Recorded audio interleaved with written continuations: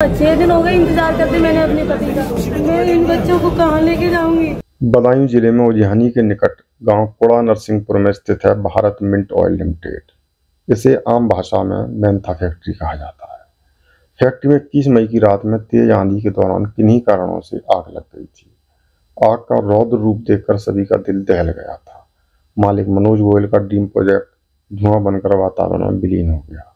करोड़ों का नुकसान होने के कारण लोगों को मनोज गोयल और उनके परिवार से सहानुभूति है। हर किसी का यही कहना है कि उनके साथ बुरा हुआ, लेकिन मनोज गोयल का सिर्फ आर्थिक नुकसान हुआ है। इस अग्निकांड के बाद से गांव बिचौला टप्पा जामनी का निवासी एक श्रमिक मुनेंद्र यादव लापता है। डीएम अवनीश राय बार बार कह रहे हैं कि अग्निकांड में किसी की जनहानि नहीं हुई है। पुलिस कह रही है घटना की जांच की जा रही है। वहीं परिजन कह रहे हैं कि उनके साथ अन्याय हो रहा है। इस पूरे प्रकरण की सच्चाई जानने के उद्देश्य से हम लोग गांव बिचौला टप्पा जामनी स्थित लापता मुनेंद्र के घर पहुंचे, जहां अनिश्चितता के दौर में जी रहा परिवार मौन धारण किए हुए बैठा था। पड़ोसी और रिश्तेदार शोक संवेदना व्यक्त करने आए हुए थे। परिवार की महिलाओं को रिश्तेदार महिलाएं, पड़ोस की महिलाएं संभाले हुए थी। छोटे बच्चे भी सहमे हुए थे। बच्चों को नहीं पता क्या हुआ है, पर उन्हें इतना आभास है कि कुछ तो बुरा हुआ है। तभी सब लोग हर समय रोते रहते हैं। गमगीन वातावरण में हम भी बैठ गए और कई मिनट तक सोचते रहे कि किस तरह बात शुरू करें। लापता मुनेंद्र के पिता प्रेमपाल यादव, मां श्रीवती, पत्नी रेखा, चाचा, भाई और अन्य तमाम लोगों से बात करते हुए कई सनसनीखेज खुलासे हुए। लापता मुनेंद्र के साथ बड़े भाई पुष्पेंद्र यादव और छोटे भाई गजेंद्र यादव भी काम करते थे। ये पड़ोसी और चचेरा भाई भी फैक्ट्री में ही काम करता है। घटना के समय सभी लोग फैक्ट्री में ही थे। उन्होंने बताया कि मुनेंद्र आग की चपेट में नहीं आया है, वो पीछे काम कर रहा था। आग विकराल रूप धारण करने लगी तो बाकी लोगों की तरह वो भी निकलकर बाहर आया, पर उसके ऊपर टिन शेड गिर गया, जिसके नीचे वो दब गया। इस स्थान पर आग नहीं लगी है। परिजनों की सबसे बड़ी शिकायत यही है कि इतने दिनों बाद भी मलबा नहीं हटाया गया है, जबकि फैक्ट्री में बचा शेष माल लगातार निकाला जा रहा है। नेता और अधिकारियों को मनोज गोयल का दुख दिखाई दे रहा है। उनके आंसू पहुंचने की प्रतियोगिता चल रही है, लेकिन हमारा एक इंसान ही लापता है, जिसके बारे में कोई चर्चा तक नहीं करना चाह रहा है। फैक्ट्री में अंदर नहीं घुसने देते, कोशिश करते हैं तो पुलिस लगाकर खदेड़ दिया जाता है। उजियानी कोतवाली में प्रार्थना पत्र देने गए तो पुलिस ने कागज पकड़ने तक से ही मना कर दिया। मुनेंद्र की पत्नी रेखा के अनगिनत सवाल हैं, जिनके जवाब किसी को तो सामने आकर देने चाहिए। खैर, कहने को तो बहुत कुछ है, पर पहले आप घटना के अगले दिन डीएम अवनीश राय ने जो कहा वो सुनिए, फिर मुनेंद्र के परिजनों को सुनिए और स्वयं ही निर्णय कीजिए कि क्या इस परिवार के साथ अन्याय हो रहा है। कोई नागरिक की कैजुअलिटी नहीं हुई है। एक ने भी लेबर थे, कार्मिक थे, वो सब बाहर निकल गए थे और अभी तक किसी के कंफर्म डेथ की यहाँ पर कोई सूचना नहीं है। पुलिस प्रशासन की ओर से आपसे मिलने कोई नहीं आता? कोई मिलने नहीं आया, अभी तक कोई मिलने नहीं आया। गांव में आज तक कोई नहीं आया? बिल्कुल नहीं, कोई गांव में आज तक मिलने नहीं आया। वहाँ हमारे 4-6 लोग जाते हैं, मैं डंडा मार के भगा देते हैं। यहाँ कोई नेता वगैरह आया? नेता वगैरह कौन नेता हो, यहाँ कोई आओ? कोई नेता नहीं आया। वो आया भगवान सिंह साग का आएगा, पप्पू भगवान सिंह साग, पप्पू और कोई नहीं आया। ये विधानसभा कौन सी है? विधानसभा बिलसी है। पुलिस प्रशासन से आप क्या चाहते हो? पुलिस प्रशासन से हम सब मिला चाहते हैं, हमारी डेड बॉडी मिलनी चाहिए। तो कौन नहीं मिलने दे रहा है डेड बॉडी? अब तो साहब सरकार नहीं मिलने दे रही डेड बॉडी। लाला हम यही न्याय चाहते हैं, हमारी डेड बॉडी में। अभी तक आपको क्या कहा गया है आपसे? अभी तक हमसे आज हमें 7 दिन हो गए आश्वासन देते रहते हैं हमें, आज निकलवाएं, कल निकलवाएं, कल निकलवाएं, कल निकलवाएंगे। एक आध गार्ड खींचते हैं, वहाँ के वहीं काम को रहने देते हैं। बिल्कुल आप जाते हो तभी सूचना बताते हैं या आपके पास उधर से कोई सूचना आती है? कोई सूचना नहीं आती है। हमारे तो वहाँ लोग परे हैं, परे सवेरे के लेटे हैं, आराम से काम कर ही रहे हैं ना। आज तो हुआ ही नहीं, कभी काम ही नहीं हुआ है। आज तो पति वहाँ पे ड्यूटी कर रहे थे, वहाँ आंधी आई, आंधी आने पे आग लग गई कंपनी में और जो कंपनी थी वो गिर गई उनके ऊपर। मेरे वहाँ पे जेठ और देवर, मतलब तीनों भाई ड्यूटी करते थे उस कंपनी में, और 2 भाई तो बाहर निकल आए और मेरे पति उसमें पता नहीं किधर को भागे, उसमें दब गए हैं। और कहते थे, मेरे देवर कह रहे थे कि भाई जल्दी निकल आओ, मगर उन्हें निकल नहीं पाया वहाँ से। भागे तो होंगे, निकल नहीं पाए। मेरी उम्मीद यही है कि उसी में दबे हैं। मैं बस अब इतनी ही चाहती हूँ कि मेरे पति की कैसे डेड बॉडी दे दो निकाल के। वो लोग नहीं तो मेरे घर वालों को अंदर जाने देते, नहीं मेरे परिवार वालों को, नहीं मेरे रिश्तेदारों को, किसी को अंदर जाने ही नहीं देते हैं। मैं ये बात कल बधाइयों में कह के आई हूँ, अब आपसे भी यही कहती हूँ, पर मेरी सुनवाई है ही नहीं अब तक। मैं कल जो कह के आई हूँ, कल मुझसे ये कही थी कि तुम यहाँ से जाओ, तुम्हारी सुनवाई होगी, 9 बजे तक सारा काम तुम्हारा बॉडी तुम्हारे पास आ जाएगी। अभी तक काम शुरुआत नहीं हुई है वहाँ पे।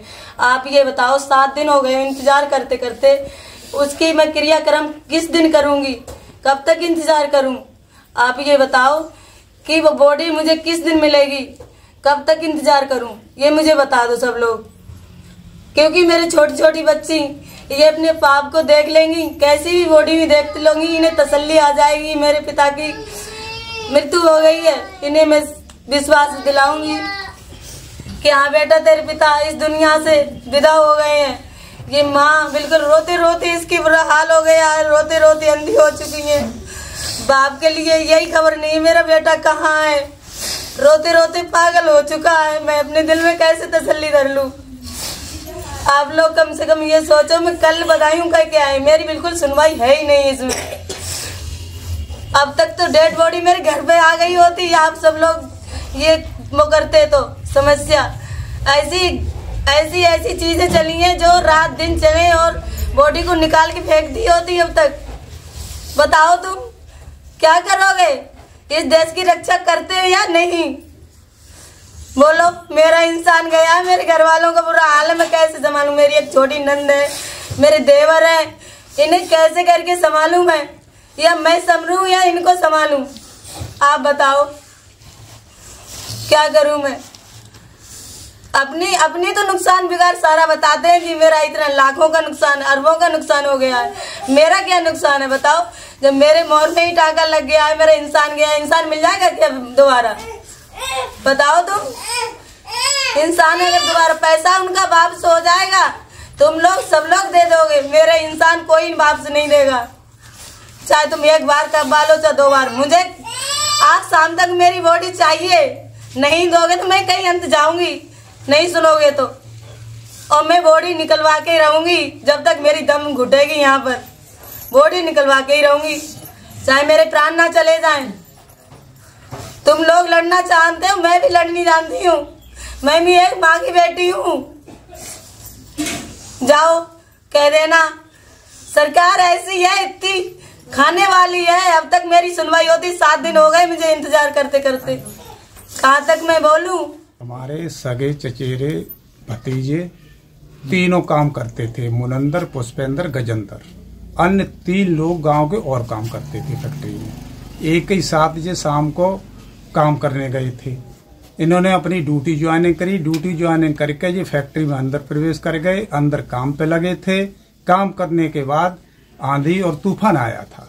उसके बाद ये जो है तूफान को सुनकर और फैक्ट्री में जो झंझनाहट भाई उसे सुनकर भागने लगे। तो मुनेंद्र, गजेंद्र ये तीनों भाई एक ही जगह थे। तो गजेंद्र बोले भैया भागो, बहुत तगड़ी आंधी आई है। मुनेंद्र, गजेंद्र जी जब भागने लगे तो ये 2 भाई भागन में सफल हो गए और मुनेंद्र पीछे फंस गया। तब तक प्लांट गिर गया, वो उसकी चपेट में आ गया। ये लोग फिर लौट के भागे, तब तक फैक्ट्री ने आग पकड़ ली। आग पकड़ने के बाद ये लौट के प्रयास किया, ये दोनों भाई झुलस भी गए आग में। झुलसन के बाद क्या हुआ, इन्होंने बाहर निकलने में अपनी जान बचाई। फिर हमको फोन किया, उसके ठीक आधे घंटे बाद फोन सुनते ही हम लोग फैक्ट्री पहुंचे। तब तक फैक्ट्री में भीषण आग प्रयोग करेगी। हम लोग 1-1 किलोमीटर फोर्स ने हटाए दी। SP DM सब घूम रहे मौके पर। हमारे बच्चे रो रहे थे। किसी आदमी ने, किसी मीडिया वाले ने ये नहीं पूछी आप कैसे रो रहे हो, कहाँ से आए हो। हम लोग रोते चिल्लाते सवेरे तक आग तेजी से पकड़ती रही। फिर हम 4 बजे अपने घर वापस आए। घर वापस आने के बाद हम फिर दोबारा 9 बजे फैक्ट्री पर पहुंचे। फैक्ट्री पर हमने जाकर लाला से और जो पुलिस वाले थे उनसे कहा, उन्होंने कही भाई भीषण आग चल रही है, अभी आप इसमें कुछ नहीं कर पाओगे, अभी रुके रहो। हम लोग वहाँ रुके रहे। रुकने के बाद जब 4 बजे आग ठंडी पड़ी, फिर हमारे गांव से और लोग पहुंच गए। सब लोगों ने जाकर प्रयास किया। प्रयास करने के भी बाद लाला ने फोर्स लगा के और हम लोगों को रोका। रोकने के बाद हमने थोड़ी सी कही कि साहब डेड बॉडी ढुड़वाई, अभी ताजी मामला के दो, उल्टा सीधा दवा होगा तो जीवित भी मिल जाएगा तो उसका इलाज भी हो जाएगा। पर तो उस समय इंस्पेक्टर साहब ने उसके सेकंड दरोगन ने मार पीट के हमारे 2 आदमी कोतवाली बंद किए। बंद करने के बाद हमने बार बार प्रयास किया, ये नहीं छोड़ रहे थे। तो वहां पर एक दरोगा जी बोले कि आप चिंता मत करो, हम उन्हें बुलवा रहे हैं। एक सिपाही उसे एक लड़के को लेकर चला गया जिसका नाम भूरे है, वो निसल्लापुर के रहने वाला था, हमारा रिश्तेदार था। तो दरोगा जी ने सिपाही को फोन किया कि वो कहाँ है भूरे। बोले साहब वो तो कोतवाली में। बोले को उसे लाइए फटाफट, अभी इनके लाए सौंपो। तब भूरे को बुलाया गया और तब फैक्ट्री के गेट पे हमें दिया। पर एडीएम साहब और एसडीएम साहब फैक्ट्री पहुंचे, हमारे लिए विश्वास दिया कि हम डेड बॉडी ढुड़वाएंगे, पर वो लोग नहीं ढुड़वा पाए। आज सुनो, उसके बाद हम थाने पहुंचे, तहरीर लेके अपनी। थानेदार ने कही, हेड मोहरिब साहब बैठे, उनने कही कि ऐसा करिए आप उस ऑफिस में दे दीजिए। हम ऑफिस पहुंचे। ऑफिस में एक मैडम बैठी, 2 स्टाल बिल्ला लगे नीचे वाले सफेद, एक लड़का बैठा, वो भी 2 बिल्लों का था। उससे हमने बात करी, भाई हमारी तहरीर लीजिए और हमें रिसीव करिए इसे। तो वे बोली कि हम रिसीव नहीं करेंगे। तो मैंने हमें वो पीली वाली रसीद दे दो, हमारे हाथ में कोई सबूत आ जाए। उन्होंने रसीद भी देने को मना किया। मैंने आप मना क्यों कर रही हैं? बोले कि इंस्पेक्टर साहब नहीं आएंगे तब तक हम कोई न रिसीविंग करें न रसीद दें। उसके बाद में मैंने कहा, मैंने कि आप अपना काम करिए, इंस्पेक्टर साहब अपना काम करेंगे। भाई इंस्पेक्टर साहब को मतलब ये आप रिसीव कर लीजिए, हमारी तहरीर ले लीजिए, इंस्पेक्टर साहब को दीजिए। इंस्पेक्टर साहब जो आदेश करें, चाहे हल्का इंचार्ज दें, चाहे खुद उस पर संज्ञान लें, चाहे मुकदमा लिखने का आदेश करें, चाहे हमारे मुकदमा लिखने की मना करें, आप तहरीर ले लीजिए। जब इतनी अकड़ा तकड़ी भाई, तो वो बोली आप रुको भाई, मैं दरोगा जी को बुलाती हूँ। फिर उन्होंने दरोगा जी को बुलाया, मैं नाम नहीं जानता हूँ दरोगा जी का। दरोगा जी आए, ऑफिस में हमें बुलाया। हमने सर ये एप्लीकेशन इसे आप लीजिए और हमारे मुकदमा की बात बताइए, इसे रिसीव कराइए। दरोगा जी बोले भाई इंस्पेक्टर साहब आ जाए, उसके बाद में बात करूंगा। तो मैंने कि साहब एक बात बताइए, इंस्पेक्टर साहब जब नहीं आएंगे तो तुम हमारी रिसीविंग नहीं करोगे, तुम अपनी नौकरी नहीं कर रही हो कि इंस्पेक्टर साहब की नौकरी कर रही हो। आप अपने हल्का के मालिक नहीं हो। जो हल्का में घटना हुई है उसे आप देखिए, पहले इंस्पेक्टर साहब के संज्ञान में डालिए, इंस्पेक्टर साहब जो उस पर कहेंगे उस पर आप संज्ञान लीजिए। तो बोले ऐसा करिए आप कल 10 बजे आना। उनने भी हमको टाल मटोल कर दिया। कोई बात नहीं, हम घर आए गए। उसके बाद में फिर हम पहुंचे, मतलब सुबह को फैक्ट्री। फिर फैक्ट्री पर हम पहुंचे तो उन्होंने फिर लाठीचार्ज करी पुलिस वालों ने। जब तो मैंने अपने भाई को बचाने की कोशिश की थी, मैं नहीं बचा पाया, मेरे हाथ भी चले गए सब। मेरे छोटे भाई गजेंद्र, उसके पैर जल गए सब। अब क्या चाहते हो तुम? न्याय चाहते हैं सर, अपने भाई की डेड बॉडी चाहते हैं।